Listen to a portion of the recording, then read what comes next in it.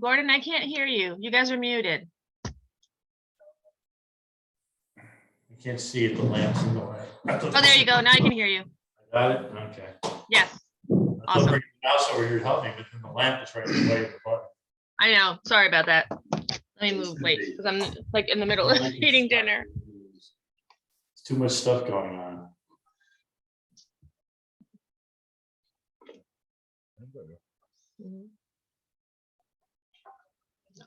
You know what you come in? Wait, I'll be right back. Okay, we'll be here. Okay. Yeah. Dude, where's Chico?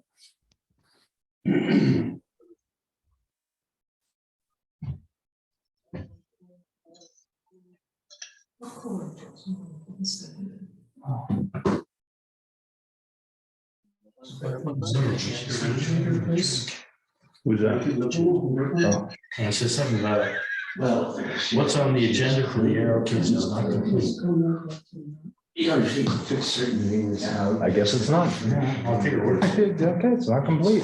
Simple as that. Ever since she retired, she's been there. Right. Oh, oh yeah, she has more. She's got time. She's got energy too, which is good. I'd love to turn something over. Giving any variance.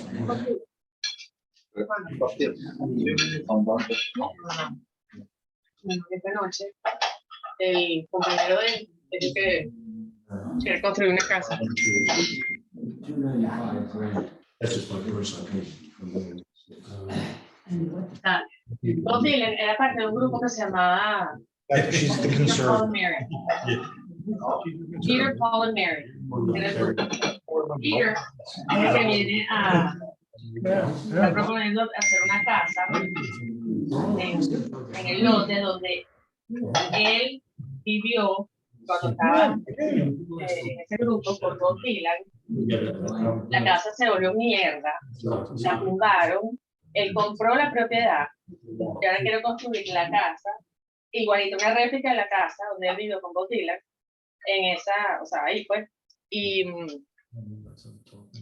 y para morir ahí, porque el bicho de este pana ya tiene como 87 años. Entonces todos estos carajos.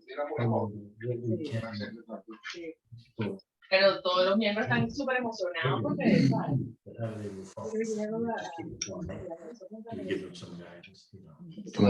Every time. Yeah, right. And that's my thing. That seems to get to a bit like Simon says. So I think Yeah. Like what kind of modifications could they make? how can we? Okay. So I want to talk to the association of towns to see what can we actually say. Yeah. That's a good point. You know, and then run over the line. But you know, yeah, I think of the short answer would be they built that place. Not so a big building on the edge of the property. We pretty much have Yeah. history of saying no to that. Yeah. Yeah. That's a good point.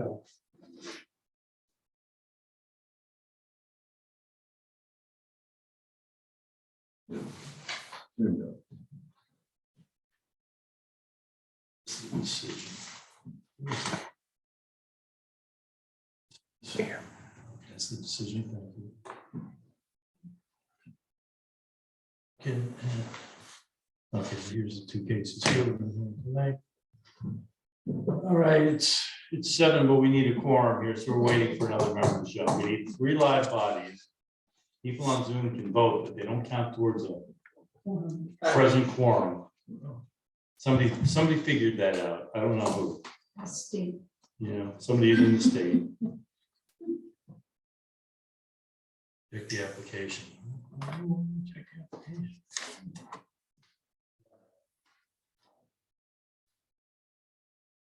Do you have enough members on the board, or are you looking for new members? We actually have a full contingency. No, we have 5 and alternate.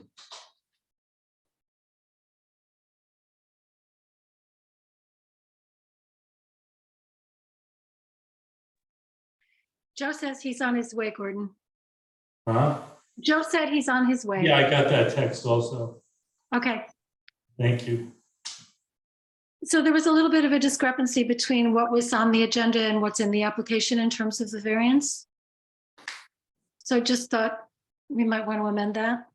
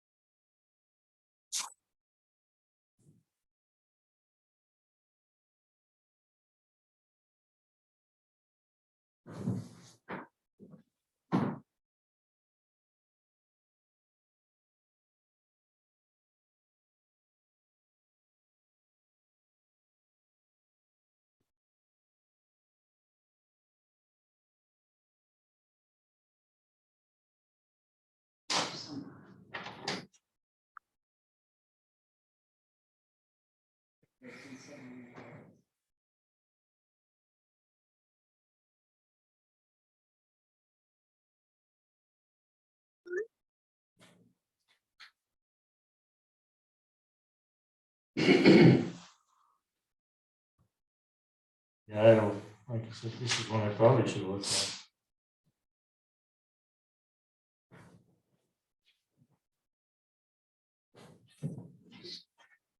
Jude, were you sign the arrow case or? Is that I'm you? sorry? Were you sign the arrow case? No, it's Joe. Joe, yes. Okay. Yeah. That's- Sorry, but could you point out to me what the discrepancy is? Yes, let me just open it for a second. Okay, give me a sec here. I gotta just get into another screen.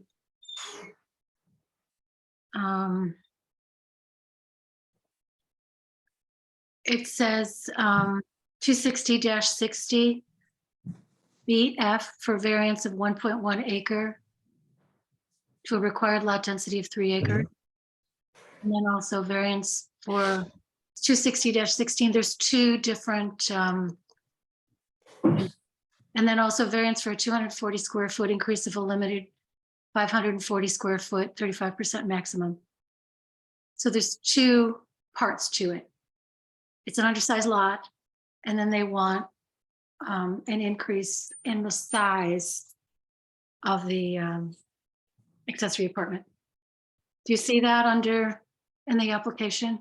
Mm-hmm. Okay, so I think it doesn't say that on the agenda, that's all. So we might just want to Well, let's clarify that, that's all. get rolling here.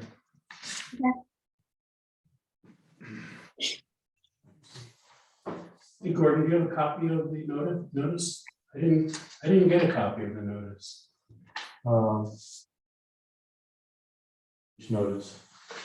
You just this the legal, this one here? Is that a copy of it? No. No. I can get sent it to you though. It's just I'm not sure if this is exactly matches this, but we'll look at it in a minute.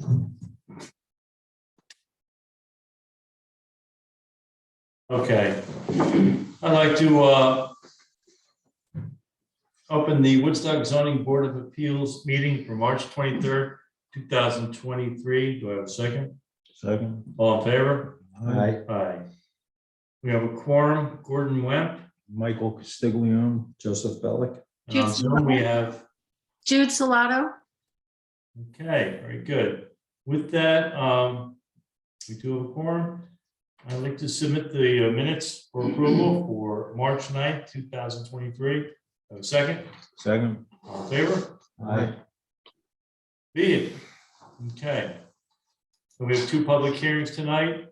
The first one is ZBA case number 2304, application of Jay Dobkin and Toby Blump Dobkin for property located at 310 Cooper Lake Road, Bearsville, New York, 12409, an 11.53 acre parcel located within an R5 zoning district for variances from the zoning law of the town of Woodstock, Article 4, area bulk regulations.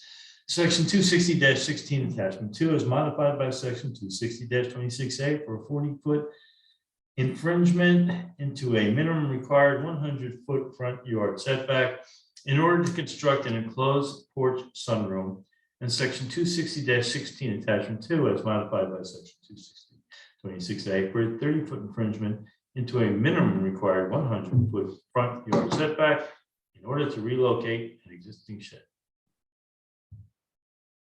The Dawkins? Yes. Well, you can come up here if you like, just and we'll and just go to give us the narrative on your case, and that'd be great. Okay, well, I think you've summarized what we're requesting, and we appreciate the opportunity. So our house is one of the older houses on Cooper Lake Road. Like a number of them, they're built close to the road. In our case, there are cliffs and ledge rock going up about 20 feet right behind the house. So we think that's pretty obviously why the house was put where it was. The house was built, we think, in about 1825 on a laid up stone foundation. Around 1900, we understand an addition was put in the back of the house that has no foundation, basically is on some, because there's ledge rock there, and it's in poor shape, and we're planning to demolish it and replace it. In the process of replacing it, we wanted to add this additional room that you described to function as a porch sunroom on the western side of the property, and it'll be approximately, the road curves, so it's a little bit, the measurement is a little bit challenging. We think it'll be approximately 60 feet from the center of the road, feet, infringing. Currently, there's a shed, a storage shed there that we placed there in about 2018, which we propose to move to the other side of the property, further back from the road, actually as far back as we can, up against that that cliff. I think the addition, in keeping with the rest of the house and the appearance of the road, and there's really no other place on the property that we can build would be beyond that 100-foot setback. So that's really the rationale for the request. Okay. Do you have any questions from the board? I do. Hi, and believe me, I have an old farmhouse too, and I know about foundations that are lacking. So I actually walk Cooper Lake Road a lot, so I'm pretty familiar with your property. I just want to be clear. So you're going to replace what's there, and then you're saying it's going to extend out beyond where the wraparound porch is? It'll extend about another 12 feet. It'll be further back than the porch. I see. Okay, okay, that's fine. Yeah, the current porch is going to stay the way it is, Okay, and great. the main house is going to stay the way it is. We're just replacing the 2-story extension in the back because it's literally falling apart. I get it. And then, and then also just to be clear, the front of your house actually infringes on the setback more than that will. Yes. Yeah. I mean, that's, okay. And then the other question I had was, it showed on the map that you own some property across the road. Yes. The septic system is across the road? Yes. So this won't affect that in any way. Okay, that's all. I just wanted a little bit of clarification. Right. I certainly understand what you need to do. Thank you. Okay, thanks. Do we have somebody heading this case up, Michelle? I think Martin was, but if you want me to take it, I can take it since he's not here. Oh, well, I'll check with him, see what. Okay.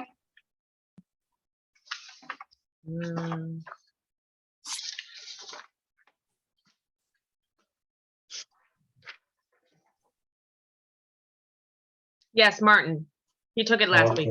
Okay, all right. So he's not here tonight. We usually like do a site visit and make sure that gets done for our next meeting. And any other questions from the board about this? How many questions?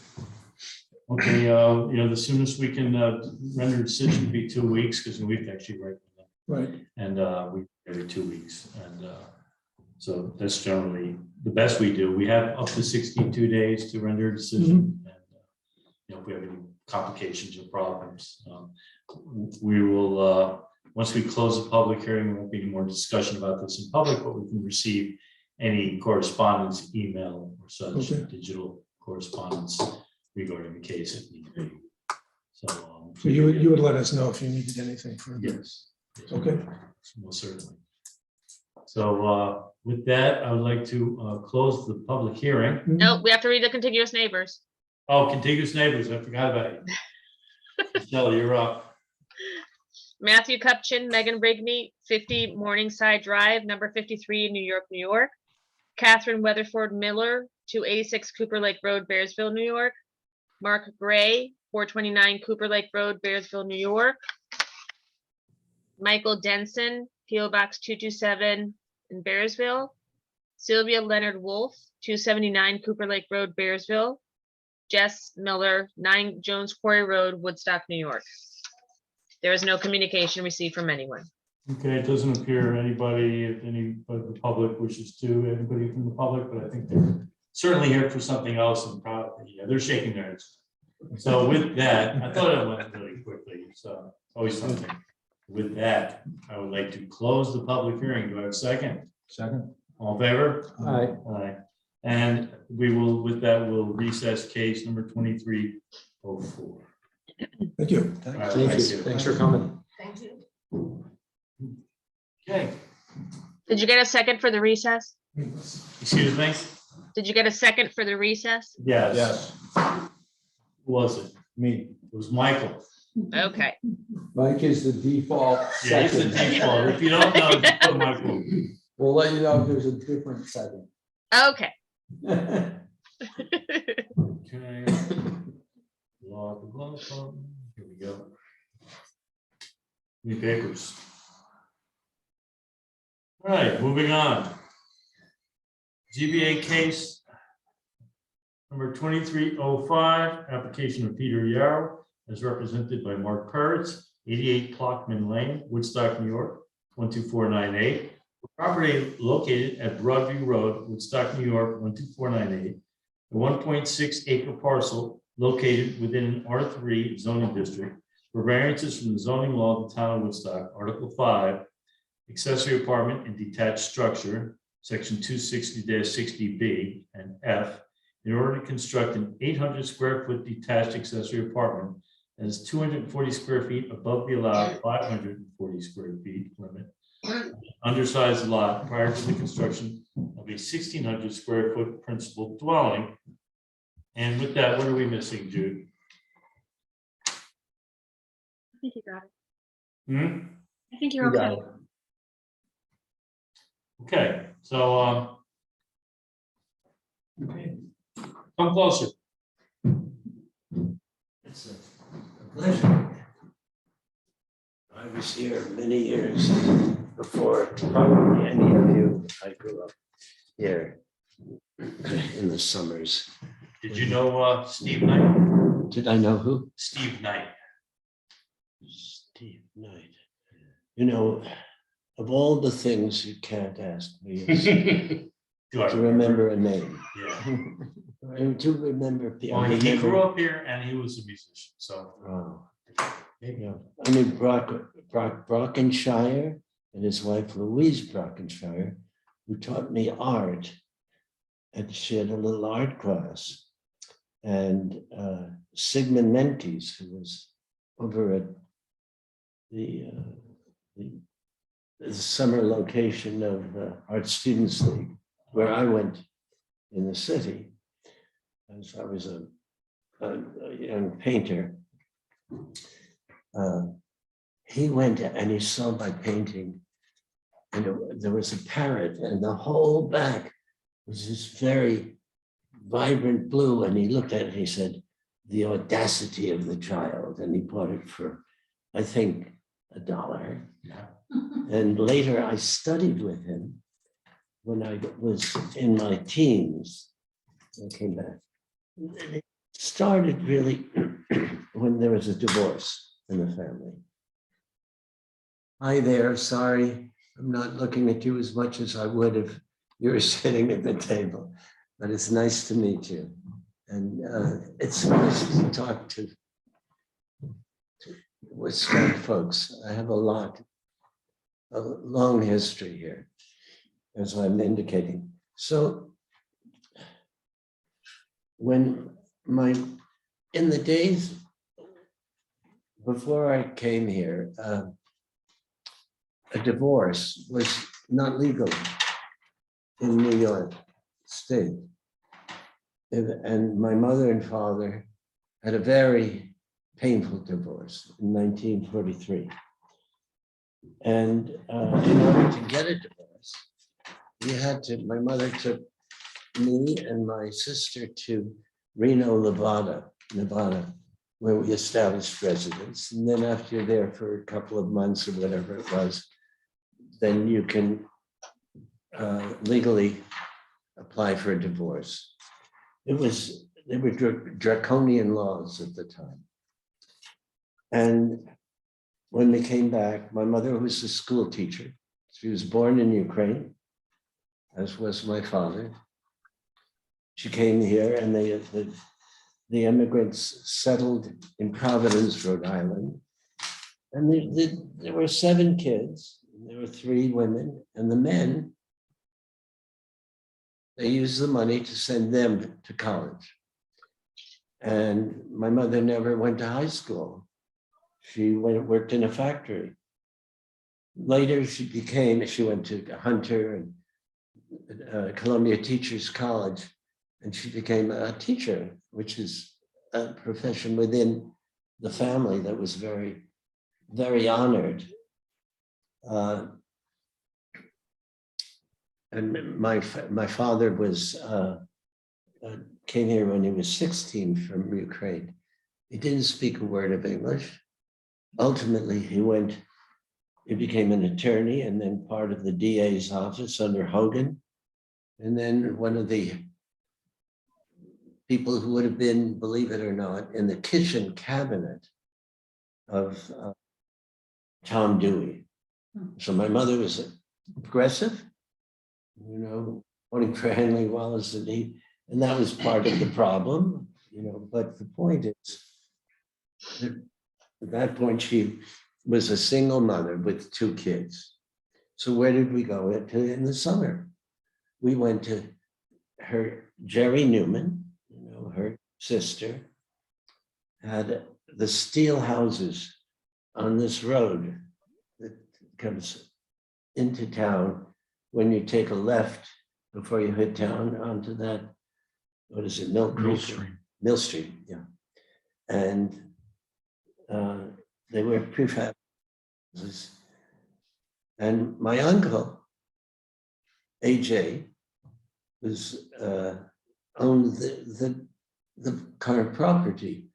And he was a school teacher at Bronx Science. He was the first Jew to get a full scholarship to Brown.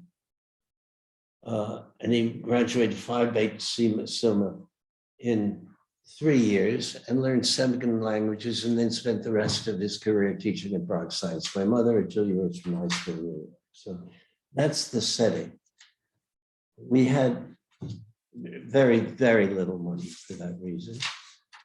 And when we first came up here, we didn't stay in the steel house there. We stayed in Rudolph Galleries upstairs, where there was an ice box, and they would come in with a big chunk of ice. And I loved it. I loved being here. And it was really an art colony. I mean, I would say that everybody was engaged in the arts on the street, and I was really happy. And I remember in 1945, when the war was over, I was in front of the chandelier in one of the swings, and I was ecstatic. And I remember going to the diner before Dini's was built. And we went to swimming in the Big Deep, but we couldn't go in a good part of the summer because polio. was the big issue then.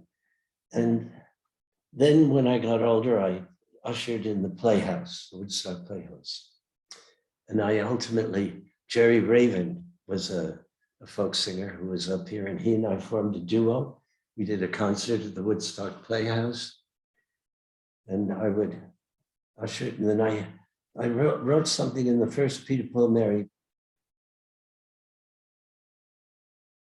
bicycle, because I would, at that point, take the bicycle down to the town and ride out to what was then the art school, the Art Students League. I think there may be an affiliation still, but I don't. But it was phenomenal. Well, at a certain point, Uncle AJ sold the property to my mother. And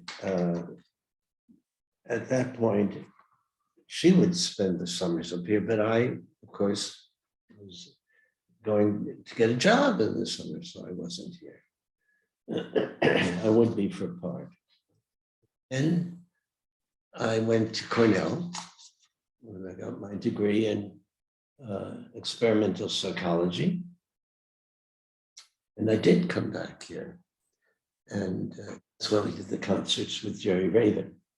And it's terrific. And then I was in Greenwich Village and working with Albert Grossman. He was managing me as a solo. And then it was his idea to create Peter, Paul, and Mary, not with that name, but a group. They had a specific concept for a strong female singer. Am I going on too long? You're not interested in this, or is this? It's a background to hear. I'll get to Woodstock in a moment. So, I mean, because it's really fascinating. Albert had already come up here, but not as early as I had. It was Milton Glaser, who was his friend, who had introduced him to Woodstock.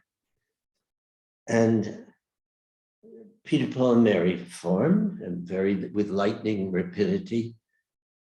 All of a sudden, folk music became the dominant music in America in terms of the popularity and in terms of setting the tone, with songs that were not only entertaining, but also deeply expressing the aspirations of Americans to have a land where there was justice and freedom. And that's how folk music became so much a part of the civil rights movement and then the anti-war movement. Well, in 1963, it was a very hot summer.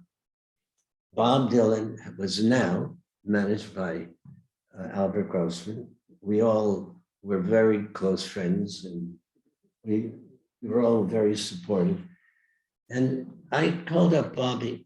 I remember 63 was the year of the March on Washington. I called him up, and I was up there, and I said, Bobby, it's horrible in the city now. It's sweltering. Bring up Susie. Susie Rockefeller was his girlfriend. And they came up to the house, and my mother was there.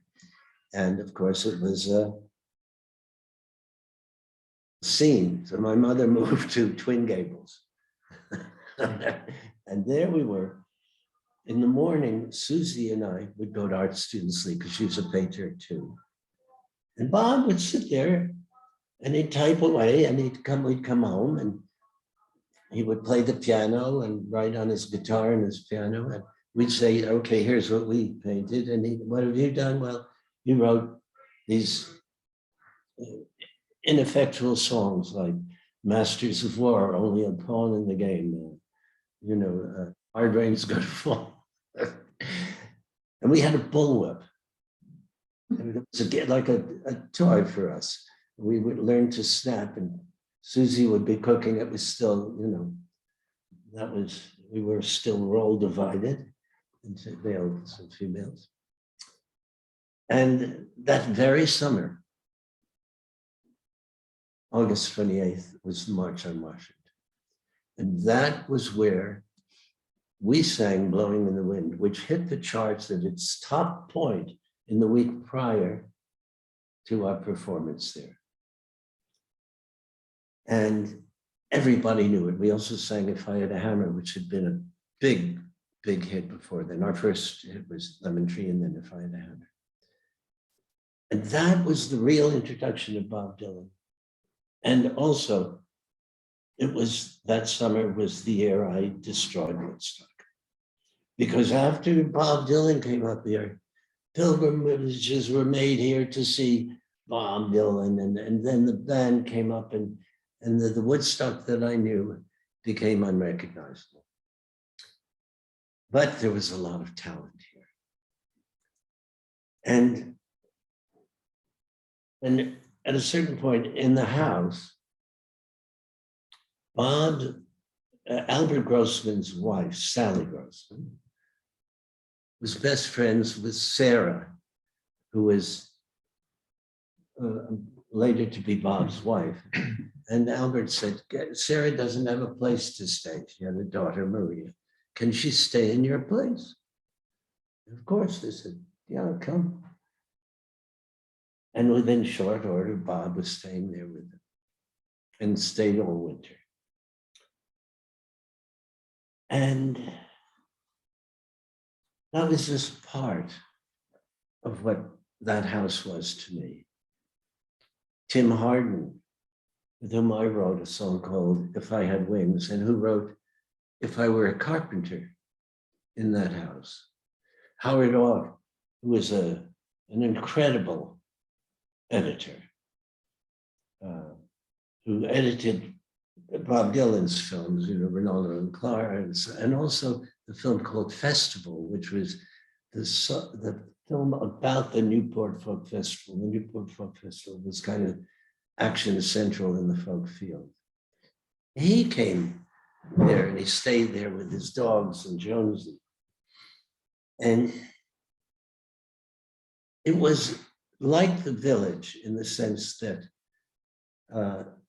it was a crucible of creativity up here, and that particular location became very sacred in my mind, because those years were so amazing in terms of the vitality and the idealism that drove the movements, etc. And then went into a different phase where there was a lot of show business stuff going on that was, had a lot to do with the popularity of Janis Joplin and the band and Bob Dylan. And then all of a sudden, Albert Grossman died. And he was like a surrogate father to me. So it was devastating. And I delivered the eulogy at the gathering for him. And I became very depressed when I lost him. So I didn't want to come to Woodstock. I didn't want to be here. It was too painful. So at that period of time, I didn't take care of the house. I didn't want to think about it. And it really started falling apart. And I would come up sometimes to see Sally. I remember being here at a hearing when Sally wanted to give the Bear to Woodstock as a place for music. And she asked me to come up and make the appeal, and I did. And I also later, I think it was 8 or 10 years ago, I made a PBS special called Spirit of Woodstock. And I brought my daughter and her cellist partner, and we recorded it. We taped it in the Bear. And at the time I took her to the cabin, and I have images of that. And I remember her saying, and you can see this in the film that ultimately came out, the PBS special, "We'll rebuild it, Dad." And there was the piano, still in ruins, that Bob Dylan had used to write some of the songs. And she, just out of instinct, took 10 of the black keys. They were all, I could show you a picture of it. And it became part of her heart as well. And Bob had asked for the piano itself, and I sent him the harp, which Mark retrieved from the house, if you could call it. And then it clearly was a place that needed to be condemned because it could accommodate somebody who wanted a place to stay. I came up here from time to time. I did do a benefit for the Woodstock Playhouse. Came up when Dick Kinnis lived in Saugerties, passed away. We had a memorial for him at the Playhouse. But in general, it didn't come back to me about the importance of the meaning of the house because of that trauma until my daughter came, because now she's in the city, and her daughter, my granddaughter, has to go to a special school because she has what a lot of kids have, it's dyslexia and ADHD. She needs instruction there. So they're there. Well, and here's a good place to come, you know, and because she wants to be in the country. And she said, oh yeah, I talked to the kids for years. And I said, you know, you want, because I kept it for them. I wasn't coming up very much. I certainly didn't have any designs, but now it's changed. So now the thought is that she would have this. Christopher, my son, would also have access to it. And then we would reconstruct this little place just about like that place was, in the same location. And I could come up, and if they were staying there, there's at the regular house, but I'd have this little kind of tiny place, sanctuary. And it would feel very good. I'm an octogenarian. I'm 84 years old, and fortunate to be able to be as mobile and able. I just did a concert last week with Noel Paul Stuckey, with Paul. We lost Mary 12 years ago. And we did a concert in Ridgefield, Connecticut, and another one near a small college near Newark Airport. But I am recovering from bladder surgery and the resection of the bladder. I'm very lucky because a lot of people who've gone through that don't really recover enough to even remotely think about performing. But, you know, all I can do is be very grateful for it, because this is a time in which the spirit of Woodstock, the spirit of this kind of music, is so bonding for people when we have such a fragmented, fractured, polarized country.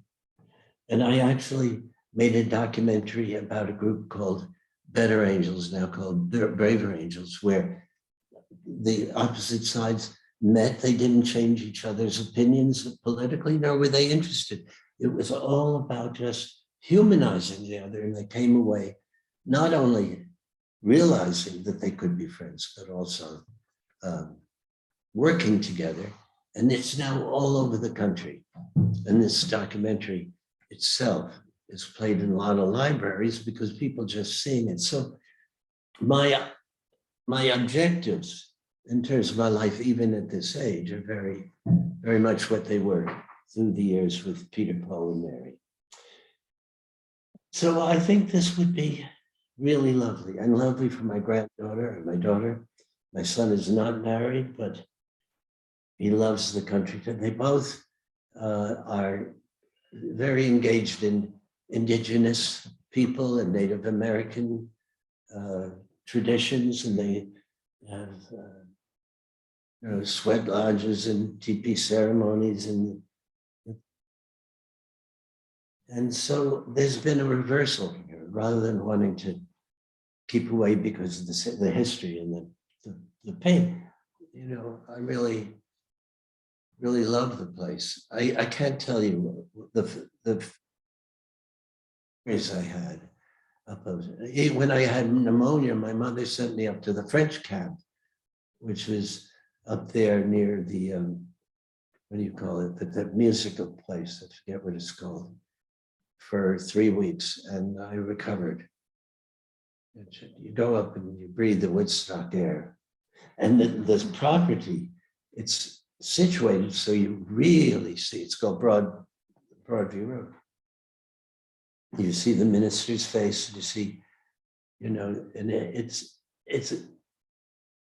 at the same time. It's very close to Woodstock town. It's very rural in that little spot. And what Mark has done, who plays the coconut, sometimes we perform together. We did it at Dick's Memorial, and then again at a Hawk Return to the Lights. It's another story. But in any event, it's a good time. And it would serve that having it would be like consecrating this little place. And it would be a place for my daughter and my granddaughter and you know, my son as well. And the whole family, the Bird family that came down the pipe from Ukraine. And the other side, also from Ukraine, parents were first cousins because that was not unusual then. It was in the Jewish world, and the Stettles, there wasn't a heck of a lot of choice. So, you know, it wasn't medically thought to be inappropriate. But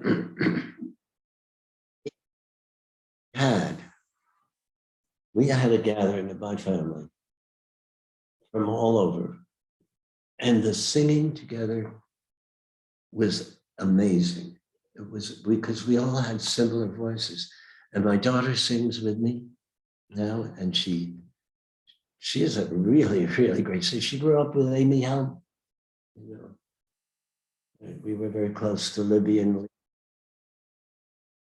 time, and to the members of Rick, and you know, and they all played. I recorded my first solo album. The group had a 7-year hiatus, and I recorded my first album up at the Bearsville Studios. And there's a picture of Bethany at a year old on the floor of the recording studio, and Phil Ramone came up to record it, and that was when the studio was just finding its place. So as I'm talking, I'm thinking about all that. And Milton Glacier, whose place was so. And I wrote a memorial. He was so much a part of this place, and he was so much, you know, he designed all of Peter Paul Mary's graphics, the Bob Dylan poster with the multicolored hair. I love New York. He is arguably the most conceptually respected graphic designer in modern times. And the Catskills with the cat. Yes, Catskill poster. that's right. That's right. And Paul Davis actually did an album cover with a picture of my wife, Mary Beth McCarthy Harrow. We met Jean McCarthy, her uncle, and we have these wonderful children.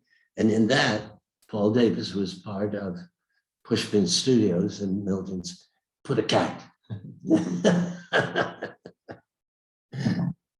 So that's the story, personal story about it. Well, if you'd like, we could have Mark speak to the technical side of the Sure. plan. Mark? Right, so Peter, thank you. Thank you. Do you, I sit here or? Yes, Okay. did you want to officially open the hearing, or do you do that? If you want, Yeah, we opened it, yeah. if you want the rights, I have to sign them. What, did you film that Joe? No, No, Nope. okay, let me turn on record, I'll start again.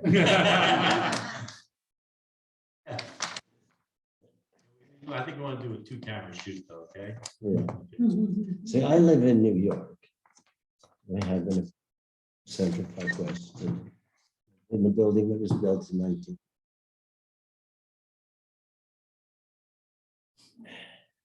The city, it's been my home, but I really would like to have another place to go. I don't have a country place as this. Okay, great. Well, let's get to the nuts and bolts aspect of this, I guess. Is this the nut or the bolt? No, we'll find out in a moment. Okay, so my name is Mark Peretz. I've been a builder here for about 45 years or so. Peter asked me to take care of the violations on the building on his property about 10 years ago or so. And at that time, I totally dismantled the building, cleaned up the site. And then a year or so ago, approximately a year or so ago, Peter decided that he wanted me to at least improve the property to the point where we could begin to rebuild the house that was there. And a portion of that house still remains, only the chimney is still there. And if anyone's been to the site, you will see the chimney is still there. And the intent is to rebuild the original house on that same site. But what we realized is that's really not enough to have that one site there, that one building there. And if for Peter to want to come up here and have his own separate place, that it would be nice to have a separate studio building that he could use. So that's why we came up with the concept to ask for a variance, to have an additional building put on the site, which is not part of the legal law. So that's why we're here for a variance, to see if we're allowed to build an additional dwelling unit on that site. And you know, you're requesting the 800 is less allowed because it's a smaller lot. Your size Yeah, lot. yeah. So you're asking for the 800 square foot accessory apartment, which is normally allowed in a legal lot. Right, so up until this point here, the work that I've done on the site, we've hired an engineer. We did test holes and everything. We did the septic design. We got approval from the Board of Health. So I think I gave you that information. You have the at least sketched out where the reserve, Yeah, the primary stuff. so we do have a permit for the septic as it is now. And according to Joe Bullock, who was our septic engineer, he said it wouldn't be an issue to further add an accessory apartment and put it into that same septic system. I know Joe and he knows his stuff. Yeah. So where we're at right now is hopefully get approval to build an accessory apartment on the site. And that would be basically Peter and his family's additional dwelling, because there'll probably be a family living full-time in the house that we're going to build on the same site, but that wouldn't give him enough room to have his own separate dwelling. You say a family, Peter's kids. Peter's kids. Yeah, Peter's kids. Extended family. Yeah. I guess we're in the question mode. Anybody else on the board have any questions? what's currently on the site now? The chimney. Just the chimney and a new driveway. And how big was the existing building? The existing building was, I'm guessing, maybe 1,200 square feet, Oh, it was less. less than that. Yeah, I think it maybe were 800. 800, and the new primary building will be? Well, we haven't designed it yet, so that really would be up to Peter, but I'm thinking it should be about 1,500 or 1,600 square. And there aren't any 1,600 in the plan we Yeah. wrote, but there's no variances needed for that building. Right, that's correct. Yeah, that will be up to Peter and Bethany to decide. We have no design for either of the buildings. The reason I did it this way is because I wasn't sure we were going to get approval, so why design a building if we don't know we're allowed to do it? So, So it's primarily, yeah, the larger accessory apartment. They both can be one-story dwellings? yeah, both one-story dwellings. No basements. On slab. Not sure about a slab, Might just be probably, a sub-base. probably because it is a pretty wet area right there. Crawl. Not really sure, Maybe. but Hill 99 has a lot of runoff on the Right. site because the site is right below the side, the north side of Hill 99, so it does tend to get wet. I have eliminated most of the water that accumulates on the site. We did put a culvert in, and we have the water draining out to the road, and it's much improved, but it's not really fully dried out. Any other questions? Zoom? Jude? I have a question. Okay, so my understanding is there's two things going on here. The Hang first, on just a second. Speak a little loud. Jude, if you can get closer to your microphone, we're really having trouble hearing. I'm sorry. I said two, there's basically two issues here. One is the first, will you be allowed at all to have an accessory apartment? And then the second is if you are, you would like it to be larger than what you would be allowed. Am I clear on that? I'm not sure, Jude. Why do you think it isn't allowed? Because I think that the lot isn't large enough. I think Well, that's, I think according that's, to this, it's a 240 increase of a limited 540 square foot. but it also maximum. says it says it's 1.4 acres too small to have an accessory apartment. That's why I'm asking. That's how I read it. It's 1.4 acres too small to have an accessory I apartment. think it's You're reading that in the zoning law? So in order to have, I'm reading that from what Butch wrote. so then in order to have an accessory apartment, you need to have a full-size lot. That's correct. That, I think that's what you're saying, right, Jude? In order to have an accessory apartment, you need a full-size lot. But Mark, Right, wasn't right. it So the there's, case? so there's basically two issues, Yeah. right? Can you I have? think, apartment? as I remember years ago when I inquired, the full-size lot was 2 acres, and this is 1.6. So we're 0.6 acres short. But it's not 1.6, right? It's 1.4. This is R2 district? No, it's R3. Okay, so that's, There is no more R2 district. R3 is 1.5 acres short. Right, whatever it is. So you need a variance for the second dwelling. For the second dwelling to exist, and then you Right. need a variance for the size of the second dwelling, Right, right? right. Okay. Just wanted to be clear about what they're asking. Yeah. And then there's no intention to rent out either structure after they're That built. has not been part of our discussions, no. Question, I'm sorry, Joe, I wanted to hear that. Whether there was any intention to rent Oh, either of the structures out.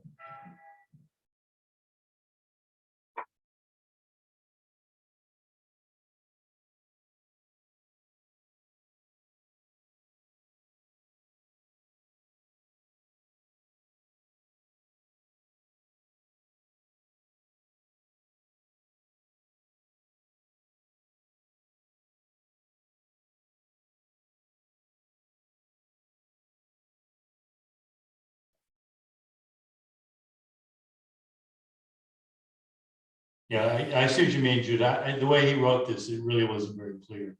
Right. Well, that's what I was talking about at the beginning, and Yeah. yeah, a little confusing, but I think that's what he's saying. Oh, I All know. right, well, Joe, you're gonna do a site visit? Yes. If you have? I've been assigned this case, so I will go by. You don't need to be there. I'll just come by sometime. Okay, if you have questions, you Eyeball it. can call. What song would you like me to sing? If it's would Fun for depend on my Magic mood. Dragon, you got it. Okay, that's it then. This.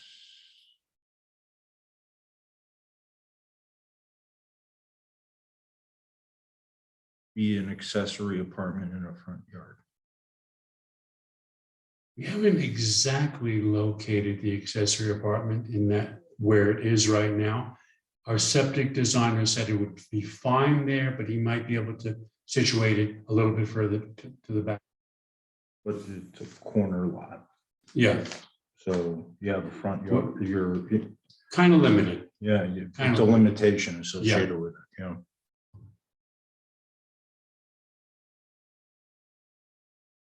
Is there a limitation on accessory apartment in the front yard? Is that one of the front yard, because or, I don't know if that's a, I don't think so, but you know, the question is, if they haven't exactly located it, we don't know what the setbacks are, right? No, the setbacks are 50 foot. Front and side and rear. It's all Right, but 50. would you meet those? Would I what? Would you you would meet? meet those. Yeah, that's not a problem. So the setbacks will be met. Yeah. Yeah, I did not ask for a variance on setbacks. Right. We established that before, yes.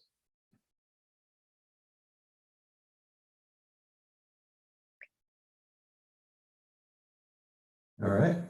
Any other questions? We would have to take a look about that front yard and the accessory apartment.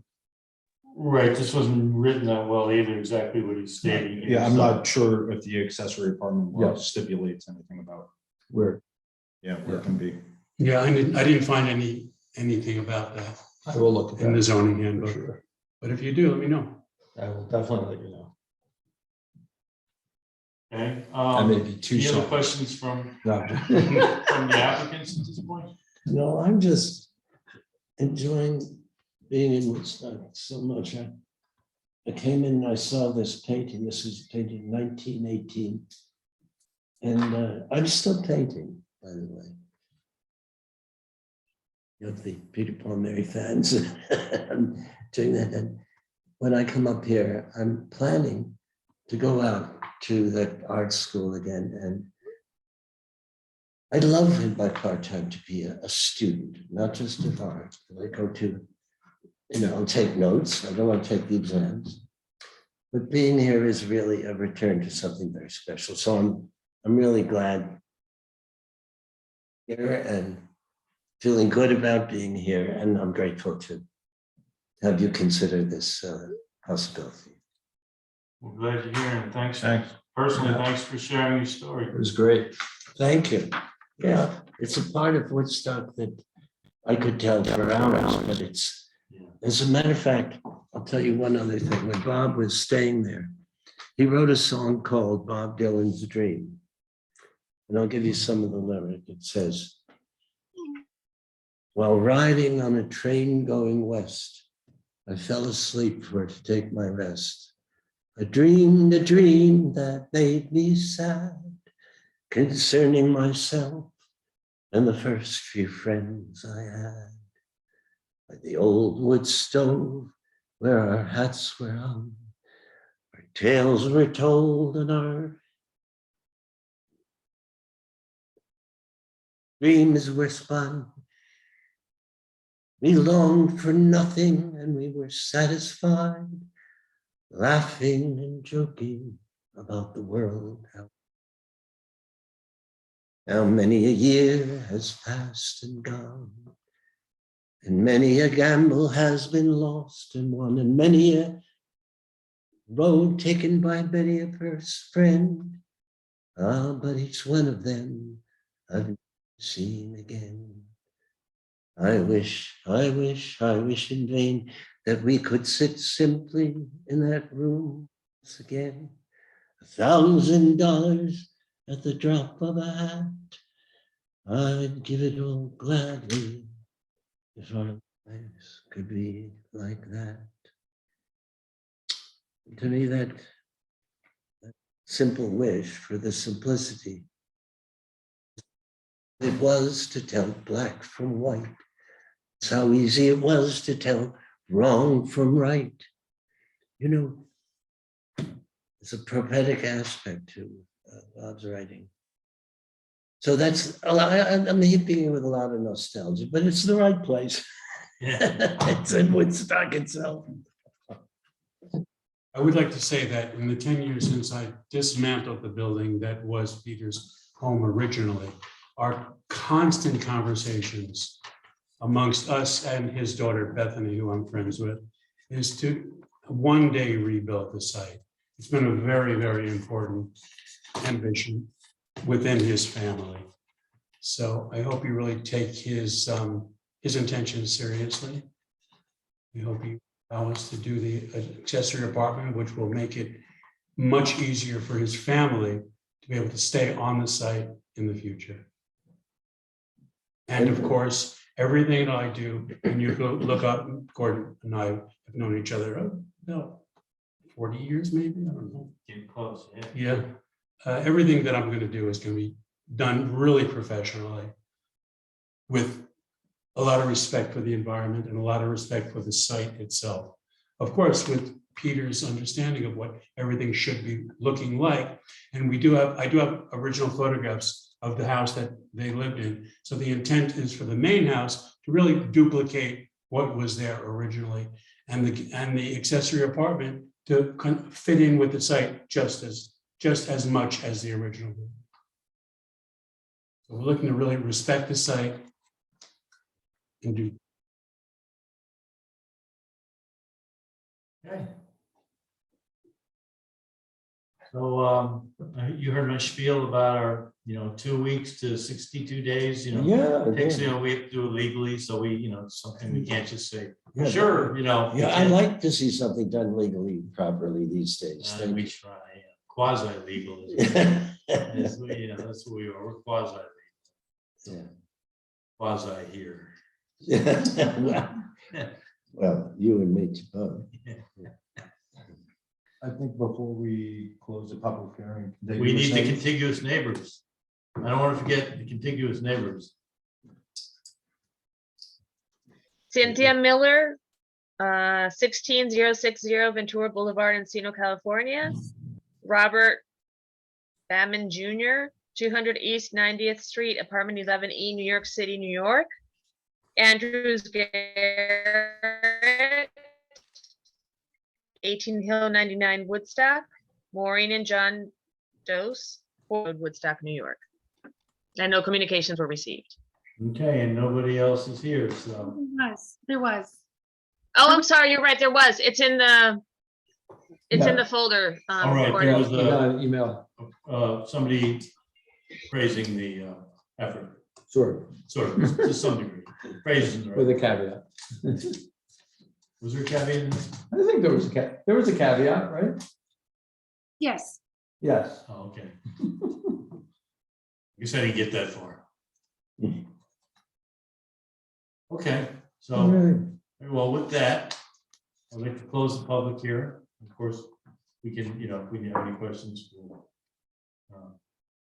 go, or anybody from the board may get hold of you, and especially since it's not, you don't have a definitive plan, so, we maybe talks about that, if there's anything,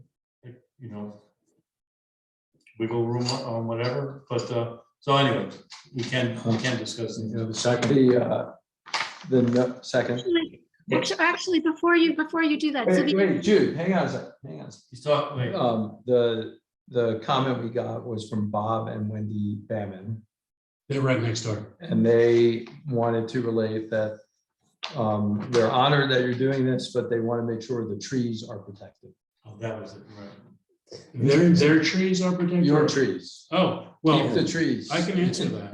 Please. Yes, when we did the clearing to put the driveway in and get the septic approval, we were in respect towards Peter and Bethany, they were both very clear to only get rid of the dead and dying trees. And that is Excellent. all we did.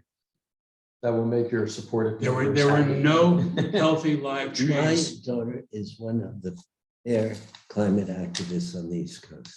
And she is, if anybody is going to preserve the land, I mean, she was very powerful in the anti-fracking movement, We probably know a lot of people in common. right? And she's also, we were at Standing Rock together about the pipeline. She was one of the people that really got Cuomo to stop the pipeline. So, and I don't want to cross her, neither do you. She's too amazing. So Jude, you had a question? no, I pass. Okay, So I actually want to say thank you to all of you for allowing us to present this. And I'm hoping that you reach positive conclusion for us. We are really eager to get this, not immediately moving, but at least to get it going. Thank you. Thank you. Do our best. And thank you very much, both of you.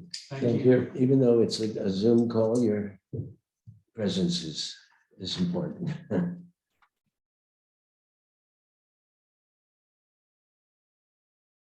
Lions?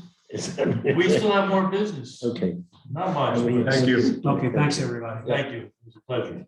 thank you, gentlemen. Thank you. Nice adornment, nice. Thank you. Nice. Thanks a lot. Thank you. Thanks, George. Good to see you. Okay. Arrivederci. Swap. Nice to meet you, Mr. Yarrow. Have a good night. Thank you so much. Nice to meet you too.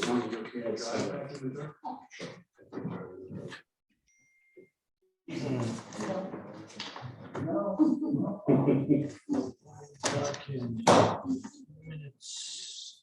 Decisions. Can we close it? Excuse me. We have a decision tonight. We didn't close that. Oh, I would like to, yeah, I gotta do the. See the number. I want to, close 2305. public hearing, 2305. Do I have a second? Second. All in favor? Aye. I'm gonna recess case 2305. Do I have a second? Second. All in favor? Aye. Okay, now it's done. Okay, moving on. Thank you, Jude.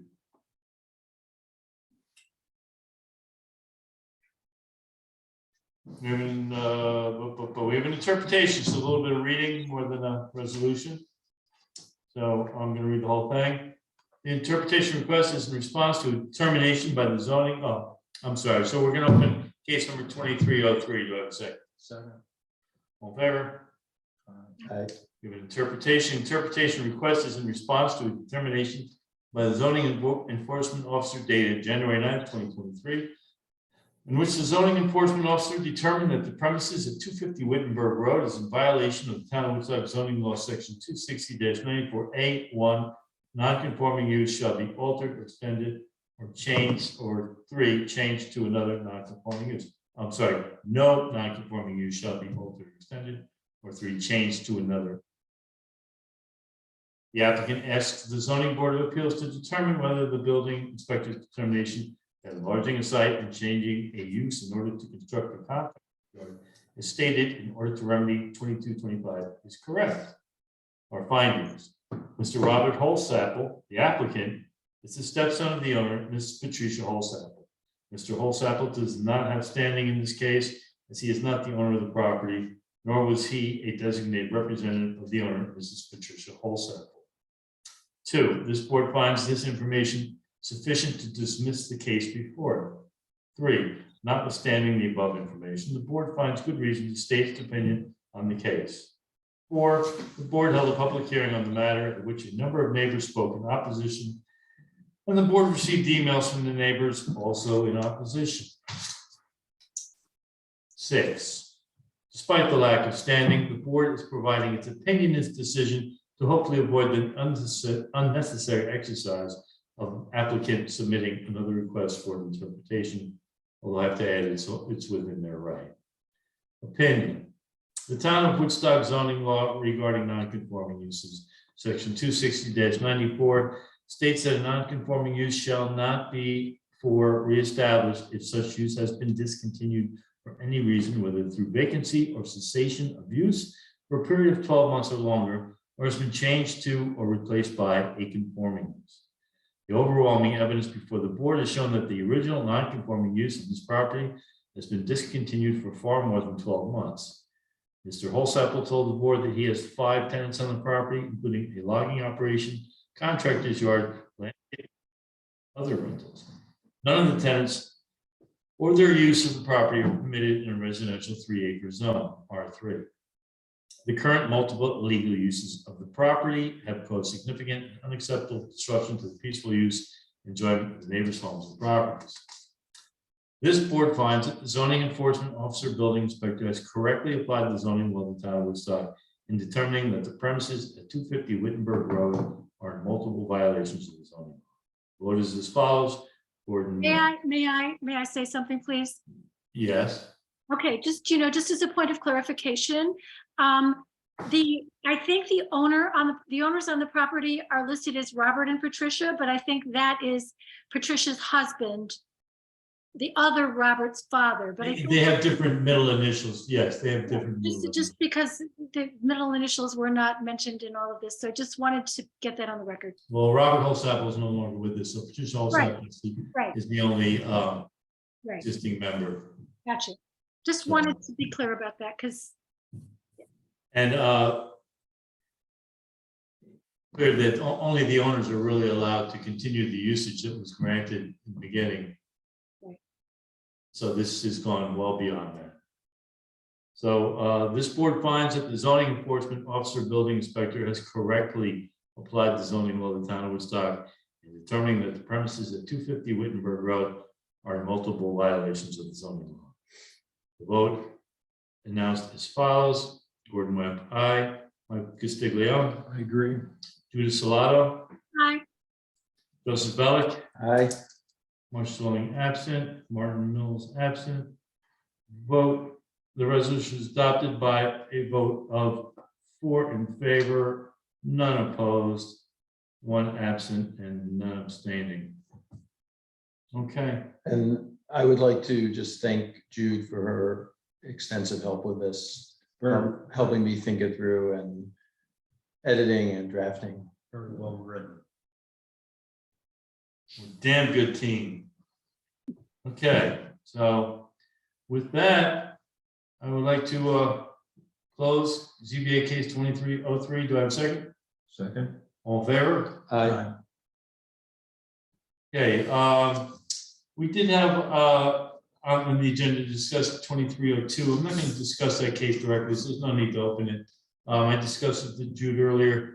And I briefly mentioned it, I think, before the meeting to a couple of people here, but we're trying to find, because it's easy for us to do conditions when we're suggesting plantings and that, but we have the case here with the garage, possibly this news case we have, where recommendations might be able to be made where it can be approved. It could be quite honest. We just say no, come back again, you just put another $200 down, and we say no. So I'm trying to find out the best way this board can help direct people to a positive conclusion, if there is one that can be met. Some things are just cut and dry. We don't want an 8-foot fence, that's it. You get a 4-foot fence, it's over. There's no real wiggle room, so we don't really have to. But the way we had with the garage, I think we've had some internal discussions where some things might be acceptable. And I'd like to find the proper format of how we can initiate that in helping the applicants come to, possibly an agreed conclusion that's satisfactory. But so I'm going to, Supervisor Bill McKenna is give me his contact information, Association of Towns. I'm going to have a conversation with them and then forward that to Rod and see what's in our purview and how we can handle these situations. Like, whether just for an example, a garage that's, or a building that's too close to a property line. And if there's another solution, how the best way we can recommend they move forward. And, whether or not, I think it would be up to us too, if somebody's coming in with a whole new set of plans, though, I don't see maybe waiving the 200 fee, but $200 fee, but certainly I think it's within our rights to do so if we feel that it's onerous. So Can someone amend the variance, or once we vote, it's over and they have to reapply? Well, we as a board, if we have a unanimous vote, can open any case and change it. Okay. So there's that too. We have that ability. Okay. As a board. is there a time, is there a time limit on that? I don't think so. I could check on that. I never was aware that there is one, because I guess something can always be corrected, right? If it was improperly done. Okay. And also, Jude and I have been discussing many times, and I think I've discussed with other people here, that some of the problems we had with people taking advantage of our build, you know, we have this layered accessory buildings. We have the studio apartment, you can have 1,000 square foot, you can have 1,000 square foot guest house, you can have 800 square foot accessory apartment, you can have an 800 square foot garage, and you can have a goddamn barn if you like, but then they don't end up really being barns. And if you look at our zoning law, there is really no description of a barn. You know, so we have, Bill was suggesting maybe having a meeting with the board, if we can get it together to meet with, and then who was the woman who did the? Nan Stoltenberg. Ann Stoltenberg, thank you. Having possibly a meeting with her, since she's been going through the code, to see how we could maybe propose something to the town to kind of codify these accessory buildings. So right now you can have 10 accessory buildings, and with those other, Well, 10 accessory structures. And one of them could be a swimming pool. One of them could be a fence, you know. right, accessory structures, thank you. But still, you know, it's, you have a lot of, with all the variables, with the studio, and then with people turning, we had the last thing with the garage sounded more like a studio Yeah. than really a garage, you know, so a lot of things like that are coming through. You know, we're in an unfortunate position with, and then that building had 2 bathrooms, you know, we're sort of a little bit gun shy because of all these Airbnbs and that, so it creates multi-level concerns that, and like codification of these things is really scary. You know, like most codes and contracts and legal documents, they tend to get layered over time, and a lot of them they clash with, it's not rewritten and done properly. You know? I think we're at that point. And a lot of times it's not an issue. It only becomes an issue when things change. Yeah. Well, we have this unique thing of crazy money coming to town, where we never had these problems before. We really shouldn't be shy of an accessory structure for fear of it being an Airbnb, because Airbnbs are regulated by the town. Right. That may not be enforced. Right. We shouldn't, but we are. I understand. Yeah, but I that agree. goes against kind of some of the affordable housing initiatives that are underway. Right. So, I mean, what we're afraid of is every accessory structure is going to be an Airbnb, because that's what they are, because there's not enforcement. Well, there's enforcement, but we don't have the means to, you know, to do it all. I know Butch spends a lot of time reading the Airbnb I mean, listings. there may Yeah, be, yeah. yes, there may be. But it's. I'm just not difficult to aware get- of it. That's Right, and we don't even know how many illegal apartments there are. There's always been illegal apartments in Woodstock, as long as I can remember. Yeah. And we've always tried to fix it. I was in on the first wave of legalizing accessory apartments to begin with. That was my initiative, because, you know, they were all illegal. There were a bunch of them, they were just illegal. So that was the first wave of helping people stay in Woodstock. Yeah. Everything keeps changing. We fix one problem. Create a new one. Yeah, and new situations create. You know, try and figure out AI. I dare you. How to regulate that. All right, so with that, without further ado, I'd like to adjourn Are tonight's we meeting. gonna?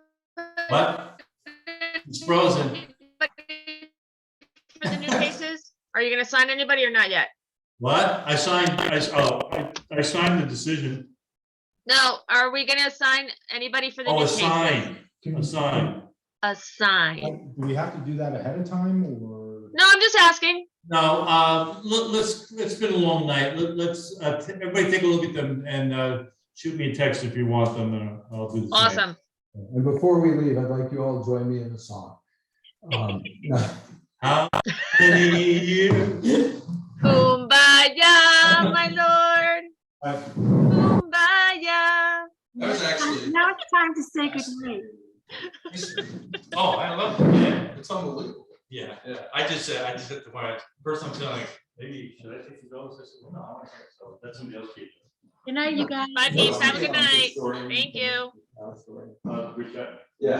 Have you read any of his little books about